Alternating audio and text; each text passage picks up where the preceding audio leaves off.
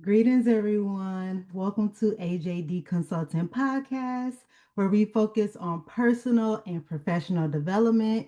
This conversation today highlights the role of coaching and intentional development in improving employee retention across higher education. So, I have a special guest today. Her name is Dr. Bonnie Taylor.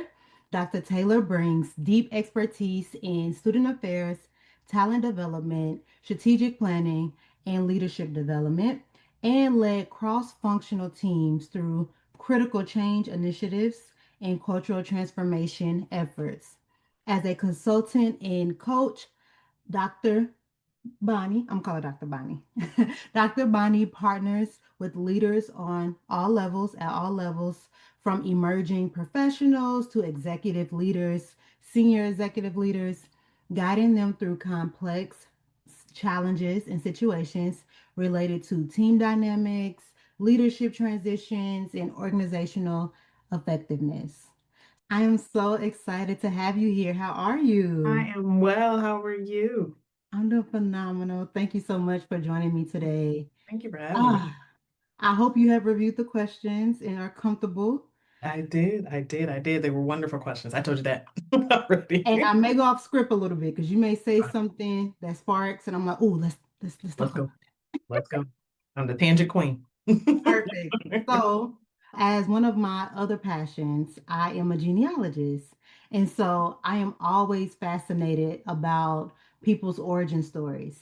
So, can you Yes. share a little bit about yourself, who you are, where you come from, your hobbies, all of those great things? I sure will. Well, you gave a great introduction, but I'm always happy to reintroduce myself. I'm Dr. Bonnie Taylor. I hail from Akron, Ohio, so I am a Midwestern girl at heart, always will be, but I live in the South. I'm currently in Atlanta, Georgia, and it is the forever home. I'm never leaving, so FILA.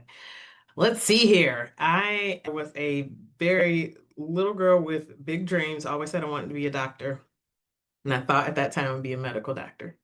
And after a life of, being the smart kid, doing what I was supposed to do, I get to college, I major in biology, and I got to my senior year and realized I hated my major. So changed my major halfway through my senior year. Don't do that.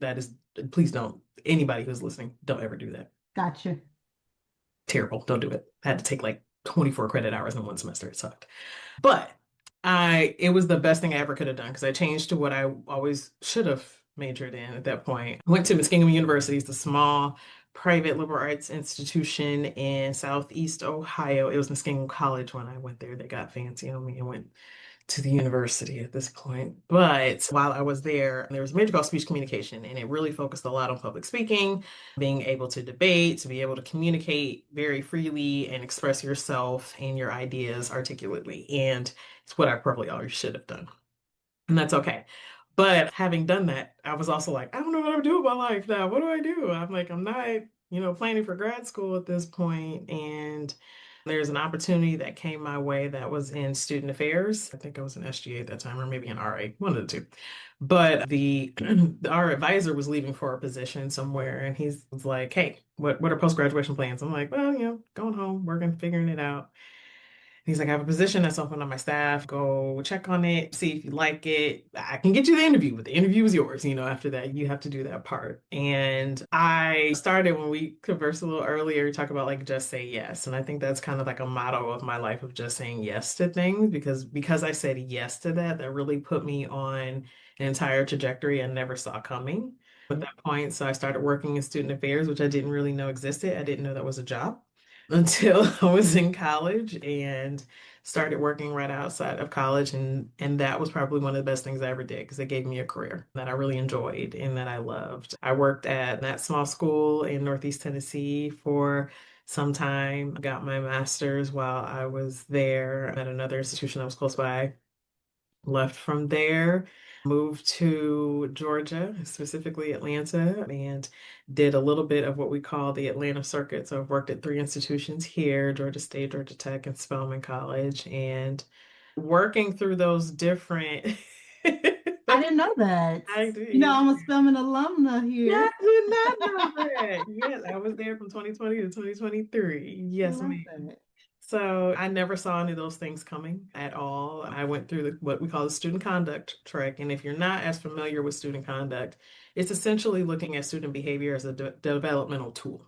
Mhm. So, yes, when a student is referred for violating the code of conduct, whether it be in the residence hall or on campus or off campus in some aspects, yes, they were referred over to my office. But the beauty in what I got to do is I got to have really hard conversations and really hard moments for students and hopefully find a way for them to be able to evaluate their behavior and let's talk about making better decisions moving forward. Or what are the resources that you need? Or what happened? Or what led to that?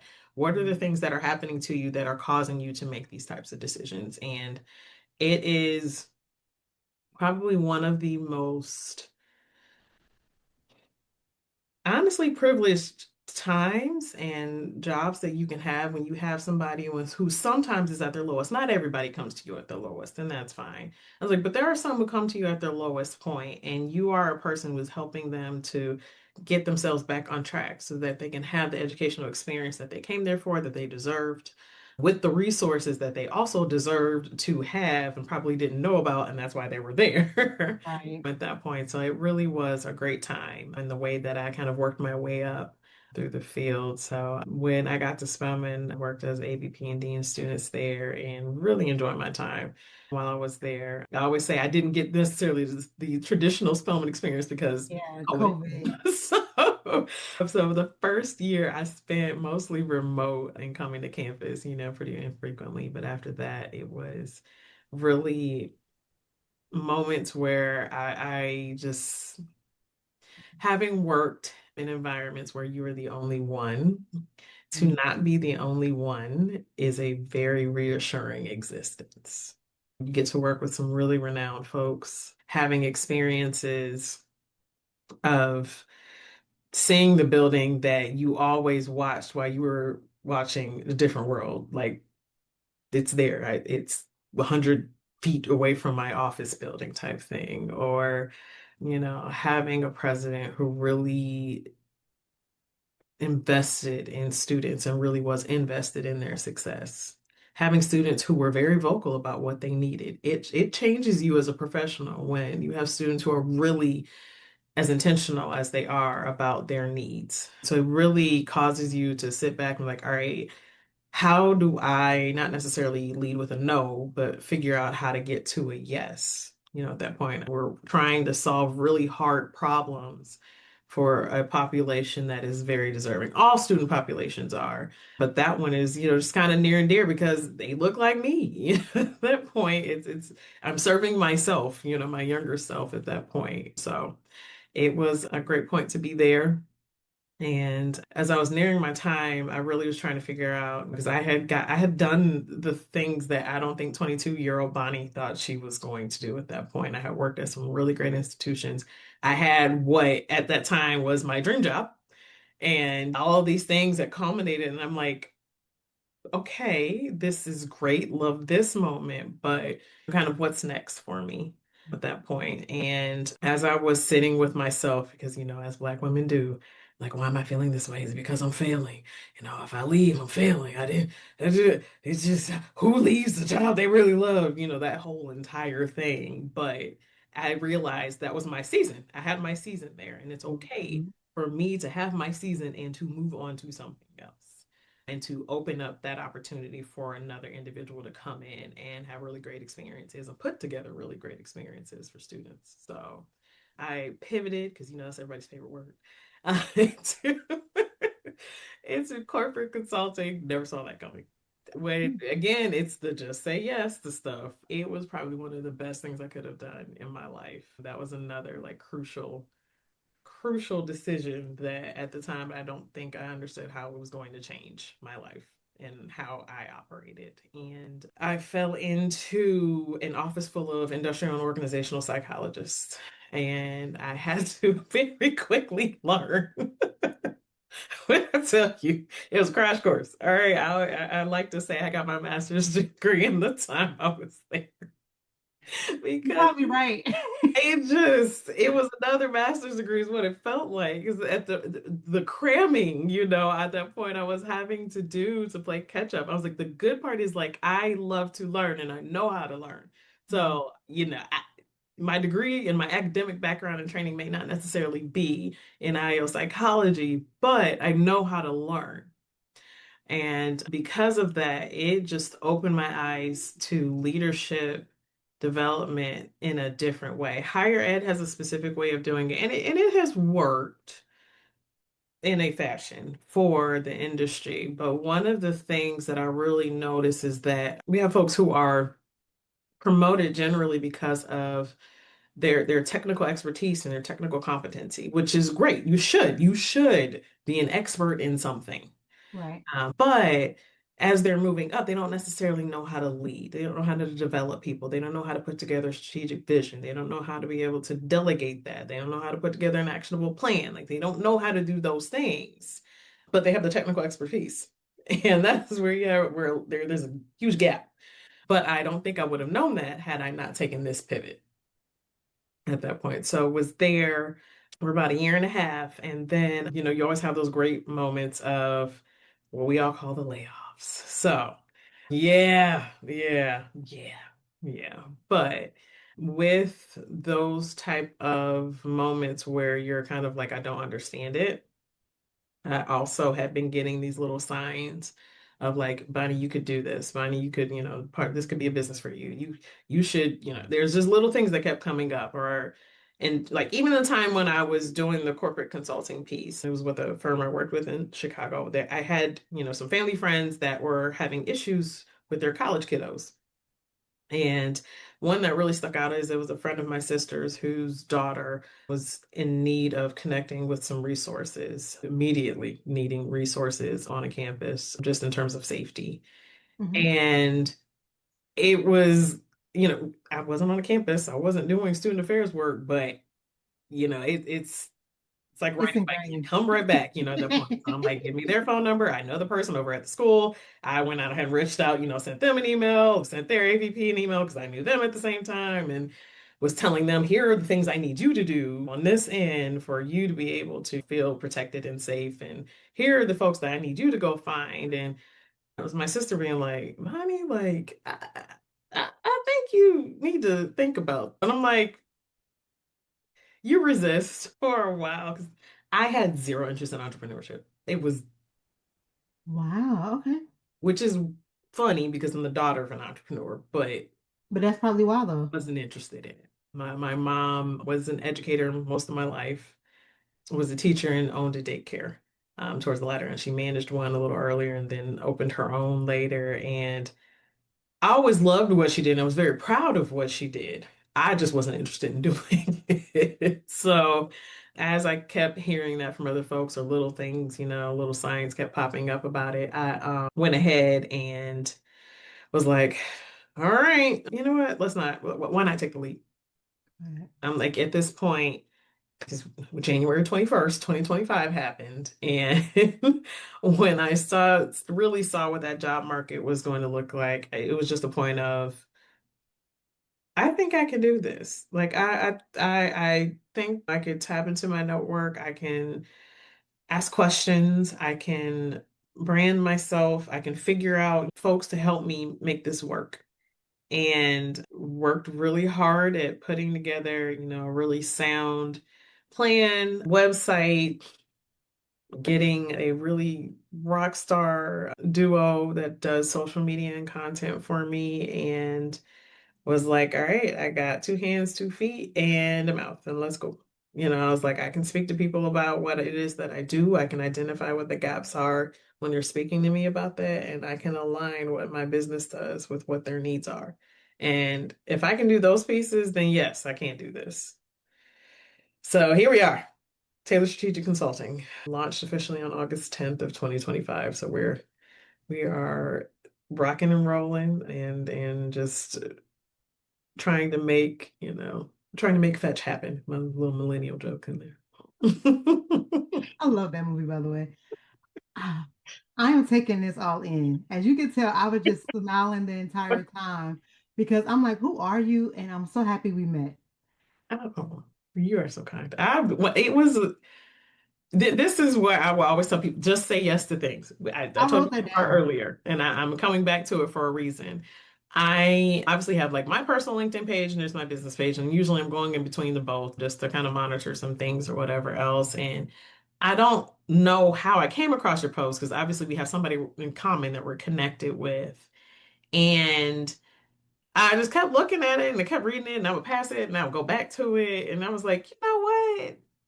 I'll reach out to her. I was like, we can always have a discussion on what it is that we can, we need to discuss or whatever else or what topics are available to discuss. But something just said, say yes to it and do it. And Thank you for saying yes. She said yes to the pod, y'all. I am just so say happy yes to things. I you said promise yes. you.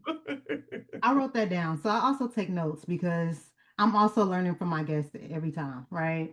And so there are so many like parallels, there are so many things we have in common. And I already heard some things. And then when you said Oh boy. Spellman, I said, Yes, ma'am. how did she know? She didn't Yes, know. ma'am. I did it. I did not. I know. Apparently, I should have done more research. But I'm so happy you didn't because it just felt right. So Yeah. I'm over here trying, like my cheeks hurt because I was just over here smiling, like, oh my goodness, like somebody else who has a similar path, who had a similar experience, doing almost identical, right? And so when you talked about just try, and I wrote down the word temporary Mhm. because things are temporary, Yeah. right? Yeah. And you Yeah. saying yes to yourself, like you've been saying yes to all these other jobs, and then Yes. you say yes to yourself. Mhm. And we have to like remind ourselves that sometimes. Every single day, every single day. I have a fantastic 5-year-old who reminds me often that I have to dream bigger and think larger and not be scared to do things. And, it makes you really evaluate what you do when you have somebody watching you do it and who's really looking at you to see, how the world works and operates. So I'm a recovering people pleaser, is what I call myself at that point. I will never say recovered because things like to, creep up and I have to suppress it. But because I didn't do what a lot of folks probably thought I was going to do, which was find another job, and really was saying yes to myself. I'm like, it was taking a huge gamble. Because, if you've never started a business and one that you are investing into yourself, it is scary. And especially one that's a service-based industry. Because I don't have a tangible product. I can't hand you something. It's here. Yet, yet. Yet. You start with here and you move to something that I can hand you. But it's explaining your worth, it's explaining your value, it's explaining why there's a return on the investment that somebody would give you money to do so. And it makes you really sit and think, okay, what do I bring to the table? I hate that that's a whole nother conversation. I hate the conversation about the table. I am the table is what I Do like. I But like, I am said table. But what do I bring to their table? Because I want to make sure that what I'm doing brings value because I'm only as good as my last job. Right. I'm only as good as my last project. I'm only as good as my last client. So I need to make sure that they're having a really, one, great experience from beginning to the end. Two, I need to make sure that I'm listening and identifying the needs so that whatever it is that I'm coming up with as a solution for that particular, if it's a consulting issue, that it is accurate and reflects what the needs are. If it's a coaching client, I need to be able to help them by questioning them for them to get to their own solution because I'm not the person that's supposed to come up with that solution. That's on them. And Right. I think, towards that at the end of that experience, I want them to be able to refer me to somebody else because there's no better advertisement than being able to say, I had a great experience with this person, you need to hire them. And it's daunting thinking that I am relying on other people to be able to secure business. So, Girl, I'm processing. I'm processing. So I want to go back a little bit. yes, You ma'am. talked about just kind of falling into student affairs. Are you a Mhm. first generation college student? I am not. I can't claim that. And that's one of the things that I will say. I'm a first generation, like traditional college student. Got Parents both went back to school when I was younger. So I want to say I think my dad graduated first, and then my mom finished right afterwards. And then my mom went back for her master's, and I laughed. We kind of had like our race to the doctorate happening. Hey, let's help each other out. Support, support. Exactly. Exactly. But one thing that I always say is on one side have a grandmother that did not finish high school. And actually, I think that's on both sides. My dad's family is from Macon, Georgia, so I'm not too far from, my roots, my original roots. And my mom's family is originally from Kentucky and then like the Steubenville area right next to West Virginia. And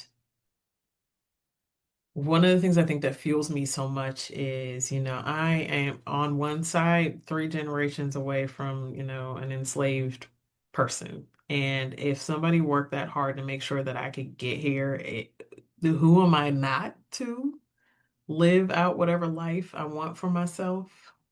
It's my duty and it's my job, is what I really see it as.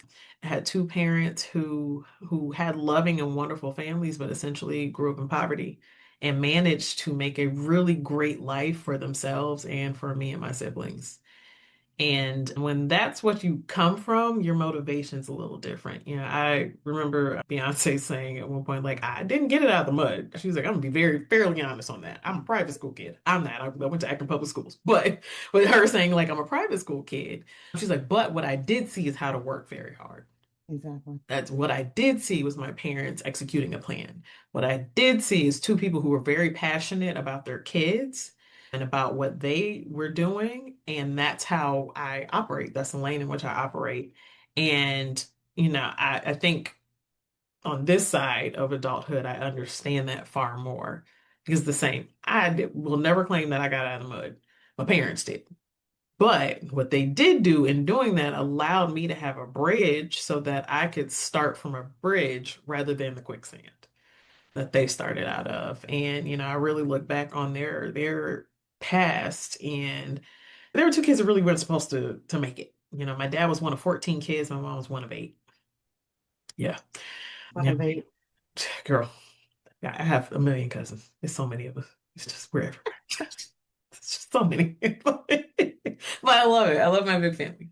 But they weren't supposed to make it, but yet somehow they managed to do so, and most of them being college graduates. And even if they weren't college graduates, they had really great careers that allowed them to retire and enjoy their lives. And that's not the story for everyone that comes from the places that my parents come from. So No.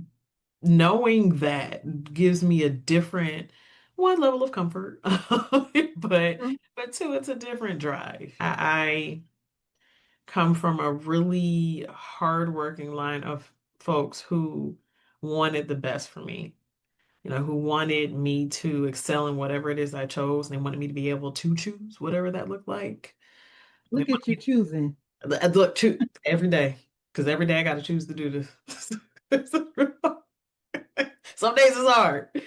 But, I have the freedom to be here for my child and to be here for my family. If you're in what we love to call, I'm an elder millennial, and we're in this sandwich position of helping parents as they age and helping family members as they age and parenting right now and, being a family member to folks and being a good friend, however I can.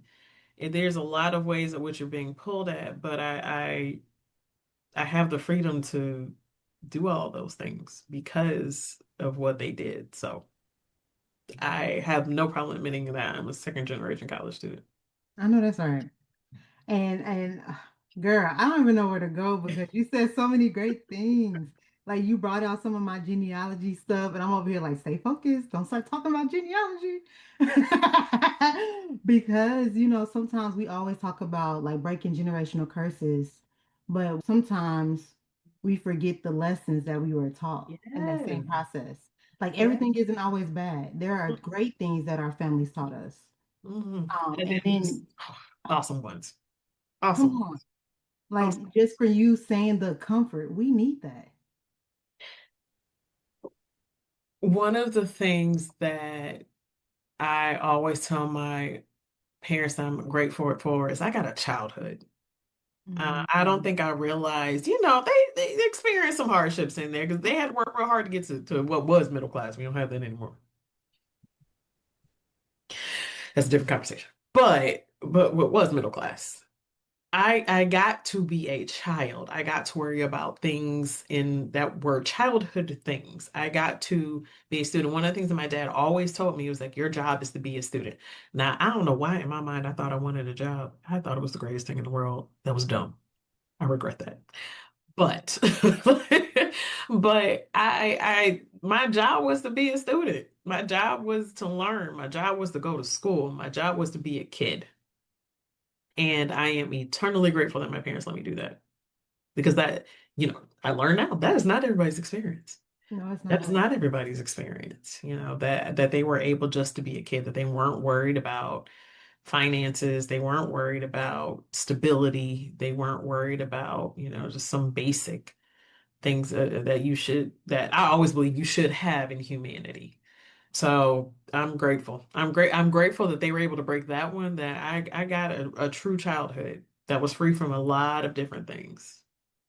I love that too because I think sometimes within our community we have this monolithic view of who we are, what we can be, what we should be. Yes, And you just yes. came out here and said, "Nope, I'm not claiming that. I'm a second generation. I'm I'm not. proud. I have comfort. My family, they had these struggles, but now I have cousins and they're successful, aunts and uncles who are successful in spite of." Those are the three words. And that's what and Those that's are what the your three business is going to words. be. Like you're thriving. Yes, I know you started in August. But when you say yes to me, I was like, oh yeah, you good, girl. You're good to go. You are so good to go. It is a daily battle. I am an extreme extrovert who wants to go home most of the time. I'll have like an event I have to go to and it's really great networking and I'm like, I don't want to do this. But sometimes Temporary. you say yes, the temporary discomfort is worth what Long term comfort. exactly. So you have to say this. So I love that. Okay, so we got some family background. We got a little bit about your college background. And so what was that transition like from, okay, I went to school, I'm in these roles where I'm helping students navigate the Hmm. college world. Hmm. Then you jump to consulting and Hmm. then your own consulting business. Yes, ma'am. What is your mindset going through all of these things? Mm. And how are you like, what are you saying to yourself? How are you coaching yourself through these changes? That first, obviously that first big leap was college to a job, but I think what I don't always give credence to, and is really having this conversation now, is where I really had to sit and think about it, is moving from that very small school in Northeast Tennessee to a market that's as big as Atlanta. And I was there for 8 years, I'm like, and yeah, I technically interviewed for that job, but I got it. So I didn't have to do the rounds of interviews, but like, like I had to work hard in that interview, but in terms of like working hard to search and search and search, I didn't do that. So it was a new world to me. So at this point, I'm like, I now have to find a job moving. And that is when I think it was my first taste of like, all right, I was like, we gotta hustle at this point. And there is an association called the Association for Student Conduct Administrators, ASCA. That is, I always call that my professional home. I love NASPA, I love SACSA, I love GAIUP, SIUP, all the things. I love them all. I love them all. But that place is a really large part of, of how I'm shaped today. But that is where I remember finding when I figured out I'd be doing this move. I at that point was like, all right, I got to get in here and I got to network and I got to hustle. I got to figure out who's got jobs open, like who's staff is turning over, who do they know folks that are leaving. I'm like, I have to do these things, and it was a really good lesson for me in that moment of having to now promo myself, market myself, make the connections. One of the things that I say often about me is like, if you look at my resume, I'm not your traditional student affairs pro. By paper, I probably should not use quotes on that. I've had the jobs that I've had at these institutions that I've had because my resume does not look like some other folks that traditionally would have had those positions. But, I say divine alignment, in addition to just saying yes to some opportunities and always being willing to, keep the bridges open, maintain the relationships, all of those things are what helped me foray into the roles that I've had at that point. So it was worth, I remember interviewing for one role and I didn't get that role. It was a little devastating because I really wanted that one. But I didn't get it for a reason. There was another one that I did get after that that was far better for where I was in that point in life. It was far better suited for me, far better suited for me. So that no led to that yes, which led to another yes, because the role that I wanted, I stayed in contact with that hiring manager, and I remember him telling me when a different role that was at a higher level came open, he was just like, that one, honestly, you wouldn't have lasted that long because you would have been bored. He was like, I was waiting for this one to open up. That's why. And it was that moment I was like, okay, now I know why I didn't get that role. But the person who had that role, I adore that person to this day. I was like, they're no longer working there. I was like, but he can that's my ace at this point. I was like, everything is happening for a reason because I say yes to certain things at certain times. And I'm immensely grateful that I said yes to that interview, but they said no to me because I got to say yes to a different job that was perfect for me. So I say yes. love that. And then you talked about how your resume may not look like the traditional whatever. And I love that you highlighted the importance of networking and Hmm. even just thinking about those transferable skills. Because you can Hmm. kind of be trained to do Yeah, most jobs, but absolutely. we can't train you to care about people. No. We can't train you to have just certain interpersonal skills. You have to come with that already. And I think that's what people see. Yeah. Like, oh yeah, I could teach her the software we use and the processes and all that. But somebody who's passionate about the work, we can't teach passion. No. And one of the things that, and I was like, youth was on my side because I had a lot more energy than I do right now. But like, but I was willing to work hard and learn. Mm, And those two things really benefited me because people saw that I was willing to work hard and learn. Likability is a debatable factor. I know it's not one that can be depended upon to determine if a person's really good for a role or not. But when you work in an industry where relationships are paramount, relationships are capital, being likable is helpful. It's helpful. It gets you in the door at a minimum. So, I don't want anyone to interpret that as being a doormat or doing anything just to make a person pay more attention to you or to gain favor. That's not what I'm advocating for. When I say being likable, it is a person who is willing to email a person across campus and invite them to coffee so that you can learn more about them, what they do, get to know them better. It's being the person who is willing to invite people to events and things. It's the person who, in their programming, is, willing to collaborate with other departments and other things. So I'm like, that is what makes you likable to me in a role. If I'm looking for a person that I'm working with or if I'm hiring, it's a person that has more to them than just technical expertise. So when I say likable, it's understanding that this person has to build and manage relationships because, again, relationships are going to be your capital through anything. 100%. And I think that's the other part is like just being a good team member. Yeah. Yeah. And yes, that can mean multiple things, but I think you don't have to have the best personality per se, but being willing to help or take an initiative to do certain things, sharing your ideas, those are some of the good qualities I think are that are very Yes. important. Yes. We ain't gotta hang out outside of work. I No, don't and care. that's fine. We don't necessarily need to establish a friendship, but we Right. need to have a working relationship that allows us to trust each other. I would think that. Yes. Vital. Essential. Definitely. Vital.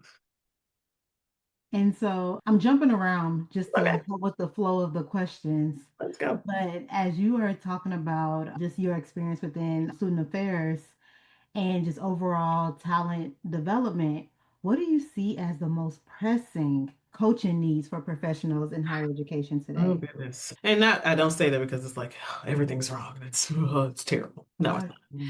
So what COVID during those COVID years, and I don't know if I can say post-COVID, but these, return to normal. yeah, we lost a lot of middle management and a lot of seniority and senior expertise in historical knowledge and institutional knowledge. We lost a lot of those things because folks were okay with letting go and leaving for other opportunities and other things in retirement.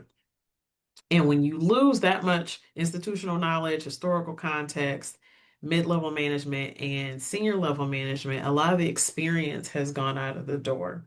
So you Right. have a lot of folks who have the passion, the drive, the ambition, and the motivation, but don't necessarily have the experience. Who we have a lot of those folks in middle level roles.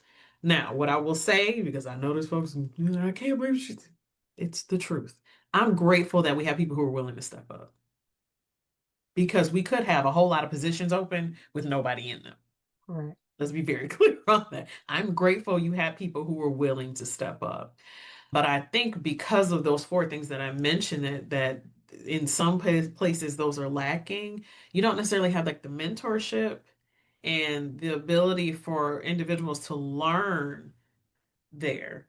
So it's they're at a bit of a disadvantage because they're literally having to just, in some aspects make things up as they go or completely recreate things that really technically, had we had a normal world during those years, they wouldn't have had to do that. So there's a gap, there's a leadership gap in there, not necessarily in roles, but in leadership knowledge and how they're leading their departments, their divisions, how they're moving from individual contributors to people managers. There's a bit of a disconnect in there, and it's not their fault. Right. If you, I understand what that looks like. I've had that happen to me where you think you're going to have a really great moment to soak up and learn, and then a layer gets snatched. And all of a sudden, you're responsible for those responsibilities. And you're like, what am I doing? And you have to learn very quickly. And on the job training is great. Don't get me wrong. But having someone with some seniority and experience who has dealt with some ebbs and flows of things, it's really helpful to be able to consult that person, to have a Right. thought partner, to have a venting partner, to have someone who's serving as a mentor to you, and someone who's serving as a sponsor for you. Because there may be some tables to sit at and some rooms that you are just not privy to. And that individual can serve as that proxy for you. So I think that's what I'm seeing, a great deal of currently. And we're living in an uncommon higher education landscape. So there's a lot of decisions that are having to be made. There's individuals who are having to do even more with less, who are having to make incredibly hard decisions. And those folks need support. Right. It more than anything else, I think a lot of like my higher ed colleagues and friends who are still, frontline employees, campus-based individuals. And I always say my job in this role, no, I'm not on a specific campus, but my job is to support those individuals, to encourage them, to motivate them, to support them, because they're doing a really hard job right now. And they're not being supported in other ways that they traditionally would. So they need the support from somewhere. And money and monetarily. That part. Because a lot of people doing four jobs. It is, it's trying to help folks restructure that work, especially so that they aren't as drained. I can't take away all the drain, but I can take away some of the drain by having you, realign or restructure some things. When I say those two things, that does not mean let people go. That is I know y'all heard that. Because the first thing somebody thinks restructure, like, oh yeah, they're trying to figure out how to let people go. No, my goal is for No. you to be able to keep these people because you're going to need And them. then start practicing Restructure. essentialism. Yes, like let's figure out where the strengths are in that group of individuals that you have, and let's figure out how to restructure the work so that we can get a little more equitable distribution at this point. Exactly. And you said a few things. I just keep over here smiling because I'm like, do you know my life? Like, are you hearing my thoughts right now? Because literally what you said about not having mentorship, and then there's people moving up Yeah. with minimal experience. Mhm. That is the reason why I did not want to move up because I felt like I wasn't ready. I am a younger millennial. I'm on the baby side of the millennials, right? Yes. And Yeah. so I saw other people and I'm like, okay, that's my mentor. I started picking Yeah. people who's gonna be my village, right? Yeah. But Yep. then Yep. Yep. folks started leaving Yep. and and then I became the elder in the space and I'm like, I only have one semester of post like pre-COVID. Like I only have one semester pre-COVID. I don't know how this is supposed to go. No. But now I'm the No. oldest person here Yeah. and they're looking at me and I'm like, I don't know because everything has What do you want changed me since to I've do? been here. I don't know what you want me to do, and I I can't don't help. know. I don't know. It And then is. I got asked to move up, and I'm like, I'm not ready to move up. Could I do the job? Yes, easily. But just me being myself, I knew I still needed something. You thought you did. We can talk about that later. You thought you did. Yeah, Now I will do it in a heartbeat. Now, give me director level. I'm cool. I yeah, feel like I've established myself. But at that point in time, 2.5 years ago, I was yeah. like, no. Like I have had 5 supervisors in 4 years. No. And sadly, that's more common than not at this point. It's, I had a conversation with someone not too long ago where we talk about like, and I know everyone's tired of hearing kind of generational generalizations, but For sure. I have noticed a shift, and especially in the millennial group. I said we did everything we were told to do. We literally did everything we were told to do. We got to these spaces that we were supposed to be so excited to be in, and we're tired. Mm-hmm. It does feel like we were a little lied to Mm-hmm. when A we lot of got it. there. So there's a lot of folks. You are not the first person to tell me where I was like, I didn't take a position. I didn't want it. I wasn't interested. When it used to be race to get there. Right. I'm doing everything I can to show them that I got it, that, I've learned and mastered, and I'm the expert at this particular thing, and that I can lead, and that I can develop, and that I can, help to oversee certain things to get to that next point. You get to a point of, I have achieved enough, and I'm okay where I am, which is it's a bizarre thought to previous generations because they're like, what do you mean? Yeah. They offered you a job and you didn't take it? Mm-mm. Nope, not interested. Thanks. Mm-mm. Girl, yeah, we're gonna have to talk about that later because that is my life. That was my life. It is, but I think it's definitely weird. But also, I want to recognize the privilege in that. I will Yes. not say that that is everybody's experience to be able to say no, but Correct. Correct. there's a privilege in having the learning and unlearning at this stage of our lives to recognize what we want to do and what we don't want to do. Right. And because there's that privilege in doing that, I was like, that we have to acknowledge that the previous generations didn't have that privilege of saying no, at that point. I was like, it's a privilege for us professionally, for some financially, whatever else, to be able to say no Yeah. to certain things because it's going to disrupt either your home, your peace, your whatever, your external involvements may be. But there's a privilege in that didn't exist for previous generations and for some of our elders and more seasoned workers. Yeah, and even people within our generation or even younger generations, Girl, yeah. everyone's story is different. Like there's some people who are like, I grew up in this environment and I need to Yeah. make money. Like, Like I don't have a choice. I don't have a choice. Right. 'Cause I'm taking care of, my family and my Yeah. kids and my this and my that. And I'm like, I'm taking care of everybody. And you're like, oh, Understood. oh, okay. Okay. Do So, you do? gotcha.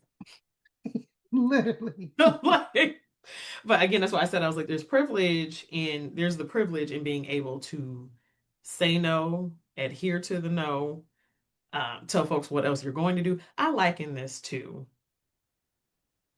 I always say the 0 to 3 was previous to having my child, my favorite group, because the 0 to 3 really couldn't articulate much to you. I mean, they Mm. could tell you what the wants are and da da da. Da. But by 3, they were starting to really be able to kind of tell you their wants and their needs and things. It was the post 3 that could tell you know what they were going to do, how they were going to do, and what they were going to do and say it. That where I was like, I start struggling with the post 3. And that's where I kind of laugh. I think about this is like, the post toddler phase where we're like, no, I don't want to. But why? Why? Why? Yeah, why do we have to do that? Gen Z thinks they're the originator of the why. They're not. We just started a little later and Hmm. asking why. What? Why should I do that? That doesn't make sense. Or you want me to do what? In this job? That's not my job. What do you want me to do? Mm. Other duties as assigned will get you every single time. And I tell people, be real cautious in what you're signing up for when you say other duties as assigned. And we know that, especially for folks who live in housing or work in housing. And okay, moving on. So, I did 5 years living, 3 off. I understand. I understand. and so going from like a lens of you as a consultant and Yeah. working with us, working with institutions and all of that, what are some of the biggest misconceptions that leaders have about coaching? And then how do you help them see coaching as a strategic tool versus a corrective measure, or like you are pointing out the flaws only? Yeah. So many things came to mind right as you said that. I'll start with number one. The number one thing that I will say, and I often try to use this as the clarification moment, is one that coaches are not work therapists. That's not our role. It's not our job. It's not what we do. It's not what we're trained for. It's a different skill set. Okay. I'm happy to work in tandem with a therapist for you, but I am not your therapist. I am not a clinically trained therapist. Coaches are question askers. Okay, we're skilled question askers because often when you're in it and you're in your head, you're not able to get to that solution because again, you're in it. You're dealing with all of the residuals, you're dealing with the fallout, you're dealing with the emotions of other individuals that you may have made a decision that's impacting. You're dealing with a lot of different layers of that particular issue. This person, your coach, gets to be objective. I don't work there. I'm not as familiar with the environment. I don't know the water cooler talk. I don't know any of that. And for some of y'all who don't know what water cooler is, there used to be these things of water coolers that were in offices, and that's where people used to congregate and chat and gossip. So that's what that means. But I'm not involved in any of those pieces of it. So I get to be objective and ask you questions and really help you to dig into whatever the crux of the issue is. To me, it's a safe space that's not necessarily because I'm not helping you process your emotions, but I am helping you process your decisions as they Right. relate to work. That's my job, and that's how I view that lens.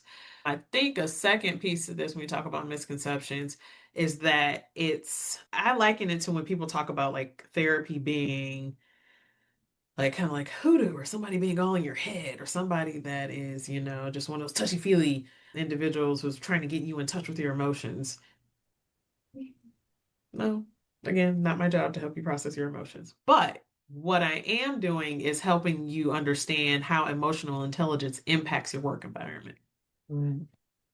Because for some individuals, if you weren't either raised with that or that was not a primary part of your training and your role, you don't think about the emotional intelligence piece being just as important in how you lead people. Because you can't, it's not a one size fits all effort for leading individuals. Everybody is different. You have to meet them where they are. and assess and then move from there. So it's really looking at the emotional intelligence piece to make sure that you have a culture and an environment that's beneficial to everyone. That doesn't just fit one type only. And we had that for a really long time in the work environment. And you've seen some changes in some places. There's shifts in how the culture works and shifts in how individuals are seeing the work environment. No, it doesn't need to be a replication of your home. No, I'm not asking for you to make this in a way that is just for me and making sure it's here just for my comfort. But what I would like for leaders to understand is that you're creating a culture that everybody feels that they can belong to and they can fit within. Right. They should be able to see themselves there. I love that answer. You did that. I love that. Thanks. Thanks. And you talked about this a little bit earlier, but I want to focus more on the accomplishments. Oh boy. Okay. What are some of your accomplishments as an entrepreneur? And you throw in some challenges a little bit, but focusing on your accomplishments. Yeah. What are some of the accomplishments? Oh my word. Immediately is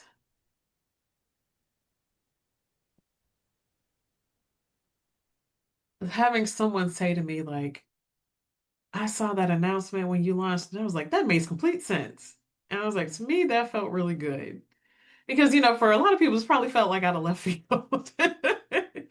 Like, what is she doing? But for someone to tell me, like, you know what? This makes sense. I don't didn't know what the next thing was going to be, but this it makes sense for your skill set, for what you do, for how you operate, for the way that you feel about people. You're a natural developer. This just it works and it makes sense. And I think for me that was like my first win was hearing that part because for me I was like, okay, then that means that people understand what it is that I'm trying to do. I'm probably going to have to, help them with the specifics, but they see where I'm going with this. And also just validation of what you already do. Yes. Not that you needed it, but it's just that No, that confirmation, that affirmation. it felt good though. Well, I'm like, it felt good. It felt good. If I was going to bring up another part of this when we talk about the wins, you know, I'm going to date myself and I'm okay with that. Mhm, I was among one of the first waves of, the Facebooks, right, of the social media. Okay. mhm. I know MySpace existed. I know Black Planet existed. No one under probably the age of like 32 knows anything about Black Planet. I know both. I know Tagged. I know Bebo. I shouldn't have been on them. Yes. And, I do my own, like, personal posting of things that resonate with me, but having like a strategy and having things that, are a collective of content is very new for me. I think my second win is having the social media and content team that I do. It has been such a relief that I'm not the person responsible for my content. Mm. But because, it's Liana Freeman and Erica from Exhibit 4E, but because they're so great at what they do, there's traction that I have gained in that sphere. And I can look at social media as a marketing tool, whereas before, to me, it was just making folks aware of what I was doing. There's a strategy behind it. Right. And there's energy behind it. And it's not just one more thing I have to do, it's something I get to do at that point. So it really, to me, it was a win to have, those two folks really, really be in the corner, of helping me build. They're, on the ground floor at this point. My third really great win, there's a collaboration that when say yes, again, I'm going to continue to tell you to just say yes to stuff. All right. I followed this woman, her name is Dr. Ashley Gaddy Robbins. And I don't know when I started following her on social media. We started mutually following each other. And there was just one day that told me, like, reach out to her. So just something, just told me, reach out to her. And I did because I wasn't sure exactly where she was located. I was like, if you're in Atlanta, I would love to do, a coffee dinner, whatever else. She was saying, she's like, I'm not, but I really like, let's hop on a chat.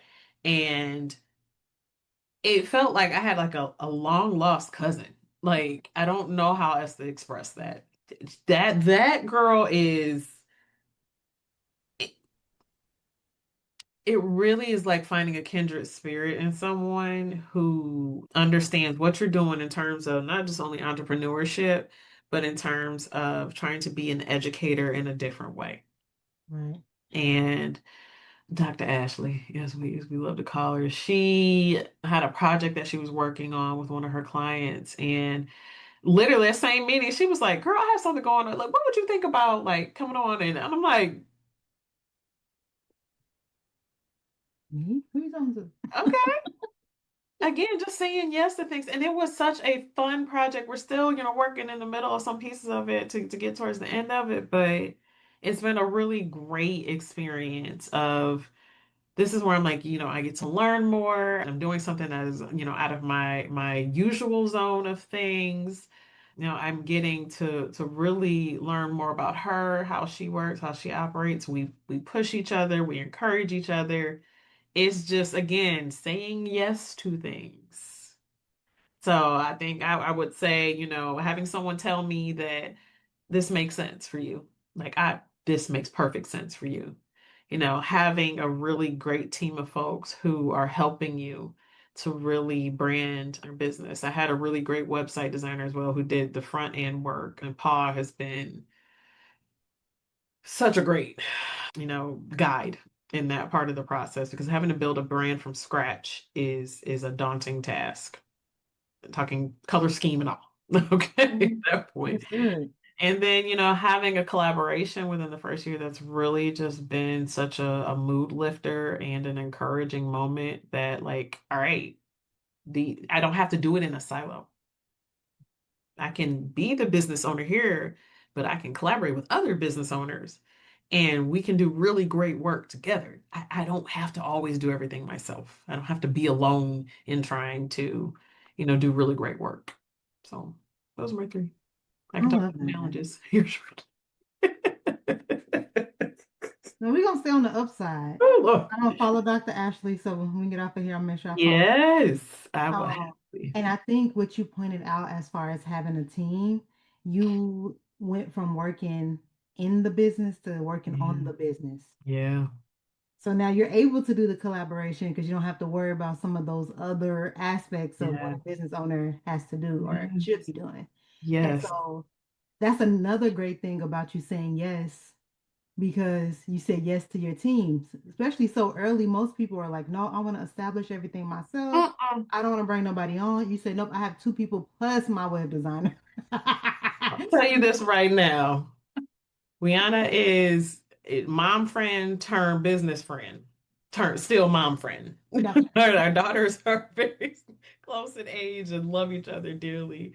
But when I was trying to figure out, like, what am I going to do? I need a strategy. I can't chat GPT my way through this. Like, I'm like, I have to figure it out.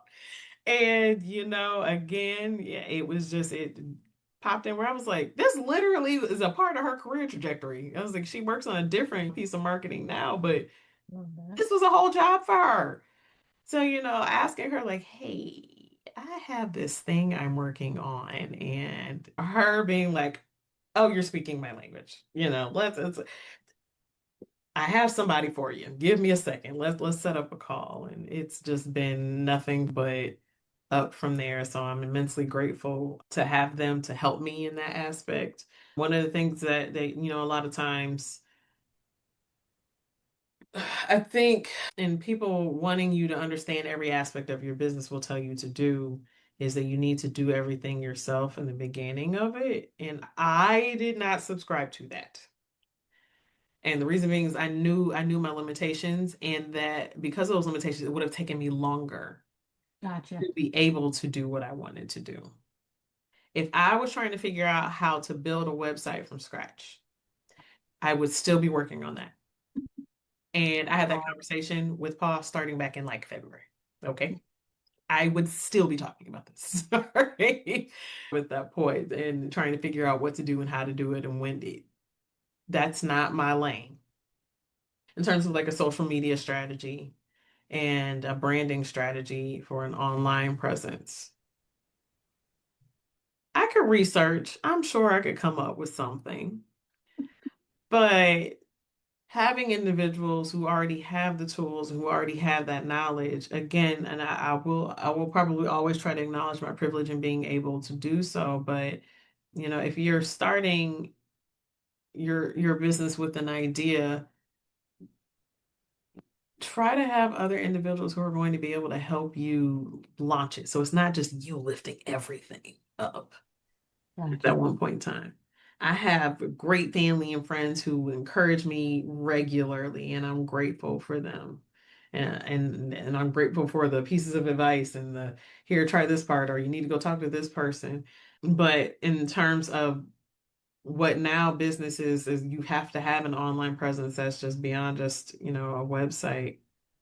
Yeah. I'm immensely grateful because it's giving me that, and it's quality. It's not just me posting a photo once a week because that's what it's going to turn into. I know myself. There would not be as much posting. You wouldn't get what they're giving you because I would forget because I'm doing five other things.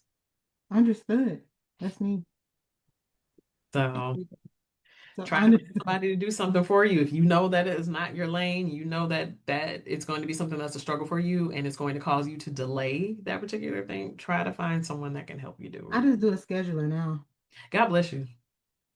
Because even trying to figure that part out was going to be a whole lot for Oh me. no, I love systems. That's one thing. I'm gonna figure out a system. Once I learn it, oh, it's over. I'm gonna figure it out. Done. So like Done. I know my strengths in that area, but I am looking to expand in that arena. I had my sister helping me at one point, and so we're gonna You bring have that to. back. Bring, You have to. family. You have to have somebody else who can not, and even if it's not taking it off your hands, just to be there to assist Right. because you're managing so many other pieces. I am the executive assistant. I am the accountant. I am the logistics operations manager. I'm the COO. I'm the CEO. I'm the CFO. CFO. I'm For real. For the real. CAO. All of it.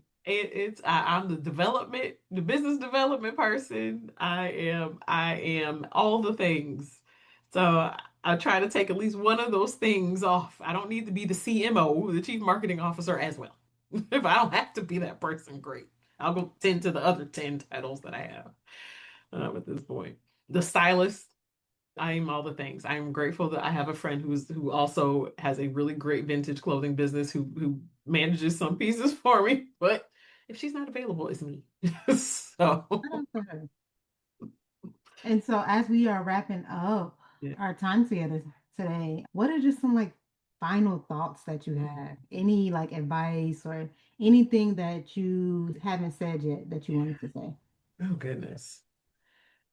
I think the first thing that's coming to me is like buckets in terms of audience. If you are a student, whether that be a high school student, college student, right now I'm sure it seems very precarious. You may seem a little uncertain because of policy changes and constant announcements.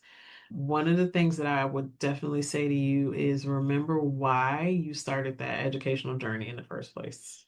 Mm, Whether it was for a person, whether it was for yourself, whether it was to get that dream car you had when you were six, whatever it is, I need you to remember that because there's going to be a lot of chatter throughout your educational experience and your educational journey. There's going to be a lot of doubtful voices. There's going to be a lot of things, and you need to be able to combat that. And understanding your why is incredibly helpful in being able to push back against a lot of those things. And I am here to help you with some of those things if you need that as well. It's the joy of what I get to do is to watch people succeed. From my early career folks, period, say yes to things to have those experiences, but in saying yes, please don't overburden yourself. Overburden and overwhelmed quickly become those fueling sources to burnout, to when folks are like, all right, I'm leaving this entire career path because it's not for me. So say yes to the experiences, but understand your capacity. You just never know where those experiences are going to lead you. To my mid-level folks, that is such a hard space. You are doing a lot of the work. A lot of the strategizing, a lot of the execution. You are responsible for developing people. You're responsible for delegating up. You are responsible for so many things. But the beauty in the level at which you have reached is that you know what it's like to work hard and you know what it's like to have to figure things out. You know what it's like to have to advocate for yourself, for other individuals. Use all of those things in that level in which you have reached. You have worked really hard to get there. Enjoy that space as well. I think that's another piece that we don't do a lot of is enjoying that space because we are very consumed by the work. Enjoy that space because you worked really hard to get there. Love that. And they're senior level folks. You are the leaders. You are the culture shifters. You are the ones who set the tone. You're the ones who create the environment.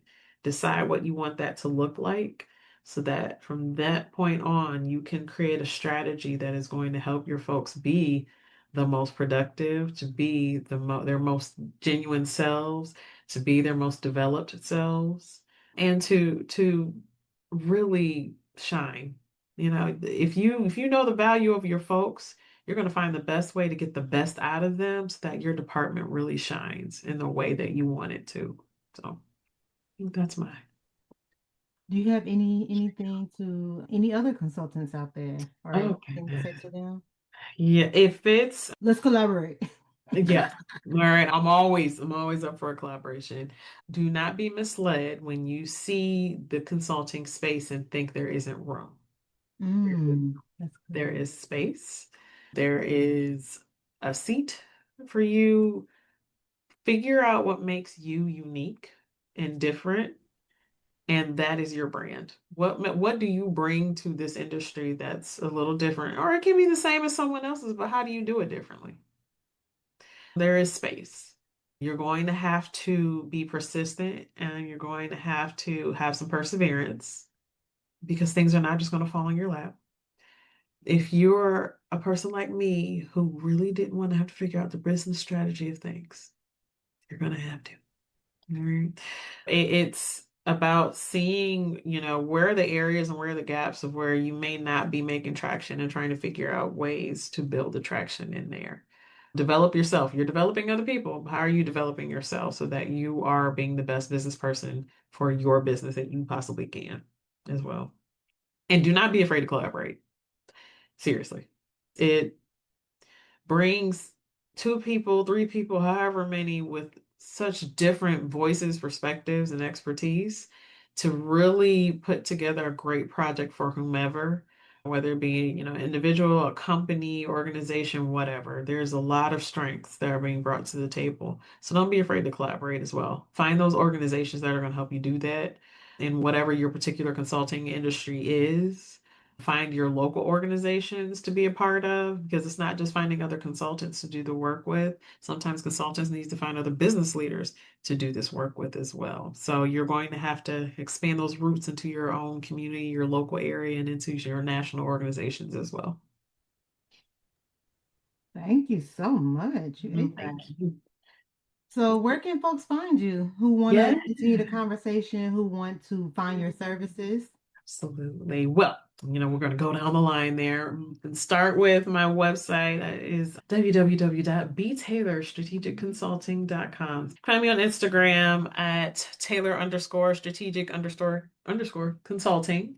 That will always get to me really quickly. You can find me under the same names, Taylor Strategic Consulting, on LinkedIn and Facebook. You can find me Bonnie Taylor under LinkedIn and at Dr. underscore BJT on Instagram. So all of those ways to get a hold of me for any discussions of things, any connections, any collaborations, whatever. But I love just having folks in the network and just getting to know more about other folks in this crazy world of ours. Understood. Thank you so Thank much for you. sharing your story, for giving such comprehensive responses. Again, I have a full page of notes. I'm like, ooh, ooh, you said that. So thank you so much. Well, thank you And for having me. I of course, appreciate you're welcome back anytime. Come back next year. You can come back in 4 days. Just let me know. I sincerely appreciate you. It's been a wonderful time. So just say yes. Remember that. I'm saying that to you, and I'm saying that to everybody. Yes, that might be the title of this. It might be the title. I'm kind of liking this. But no, I just want to say thank you to all of our listeners today. Thank you for coming to AJD Consulting Podcast. And if you haven't already, please follow me on Instagram at ajd.consulting and join the conversation. I will see you next time. Thank you so much. Bye.